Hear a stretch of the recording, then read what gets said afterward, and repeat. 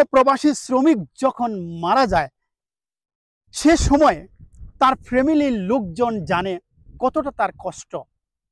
তার ইনকামের রাস্তাটা বন্ধ হয়ে যায়, তার রোজগারের রাস্তাটা সবকিছুই যেখান থেকে টাকা আসতো সে মেশিনটাও বন্ধ হয়ে গিয়েছে চিরতরে। তার ফ্যামিলিকে কেউ দেখাশোনা করবে না, তার সন্তানকে কেউ লেখাপড়ার খরচ দিবে না, এবং তার বৃদ্ধ পিতামাতার মুখের আহার কেউ দিবে না।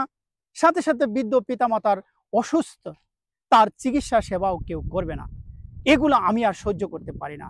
বন্ধুরা, যত প্রবাসী ভাই আছেন সবাই আওয়াজ উঠান, প্রবাসী শ্রমিক যে মারা যাচ্ছে তাদের প্রণোদনার পরিমাণটা বৃদ্ধি করা হোক। পার্শ্ববর্তী দেশগুলো কেউ মারা গেলে প্রণোদনার পরিমাণ 10 লক্ষ টাকা থেকে 15 লক্ষ টাকা পর্যন্ত দিয়ে থাকে, কিন্তু বাংলাদেশে অনেক, মাত্র অনলি 3 লাখ, যা অত্যন্ত খুবই নগণ্যতম একটি বিষয়।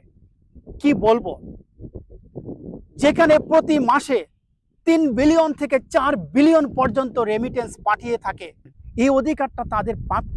আমি চাই তাদের জন্য সরকারি প্রণোদনার পরিমাণ বৃদ্ধি করা হোক।